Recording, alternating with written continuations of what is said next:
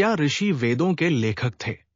आधुनिक दृष्टि से हम किसी भी ग्रंथ को लेखक से जोड़ते हैं, इसलिए स्वाभाविक है कि लोग पूछें, वेद किसने लिखे? वैदिक परंपरा का उत्तर थोड़ा अलग है। वहां ऋषियों को वेदों का रचयिता नहीं, बल्कि दृष्टा कहा गया है। दृष्टा अर्थात वो जिसने देखा या अनुभूत किया। इसका अर्थ यह है कि वेदों को किसी व्यक्ति की कल्पना या रचना नहीं माना गया, बल्कि सत्य के अनुभव का उद्घाटन माना गया। वेदों को श्रुति कहा जाता है।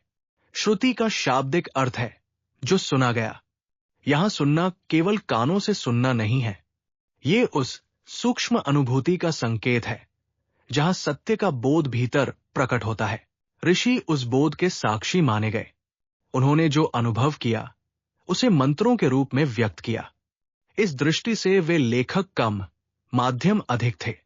वेदों में जिन ऋषियों के नाम मिलते हैं, जैसे विश्वामित्र, वशिष्ठ, अत्रि, वे केवल साधारण व्यक्ति नहीं थे। परंपरा में उन्हें तपस्वी और चिंतनशील बताया गया है। तप का अर्थ केवल कठोर साधना नहीं, बल्कि जीवन को गहराई से देखने की क्षमता भी है। संभवतः यही संवेदनशीलता उन्हें उस स्तर तक ले गई जहां वे अस्तित्व के सूक्ष्म आयामों को ग्रहण कर सके। यहां साक्षी भाव की अवधारणा याद आती है। देखने की वो अवस्था जहां व्यक्ति अनुभव के साथ पूरी तरह उपस्थित रहता है। प्रत्येक वैदिक मंत्र के साथ एक ऋषि का नाम जुड़ा है। इसका अर्थ ये नहीं कि उन्होंने मंत्र गढ़ा, बल्कि ये संकेत है कि उस विशेष सत्य का अनुभव सबसे पहले किसके माध्यम से व्यक्त हुआ। ये परंपरा ये भी बताती है कि ज्ञान किसी एक व्यक्ति का स्वामित्व नहीं है। वो अनुभव है जिसे कोई ग्रहण कर सकता है यदि उसकी चेतना तैयार हो। यदि ऋषि को केवल प्राचीन युग का पात्र मान लिया जाए तो उनकी भूमिका इतिहास तक सीमित हो जाएगी। पर यदि ऋषि को दृष्टा के रूप में समझें, वो जो सत्य को देखने की क्षमता रखता है, तो ये एक जीवंत आदर्श बन जाता है। हर युग में ऐसे व्यक्ति हो सकते हैं जो जीवन को सतही स्तर से आगे देख पाते हैं।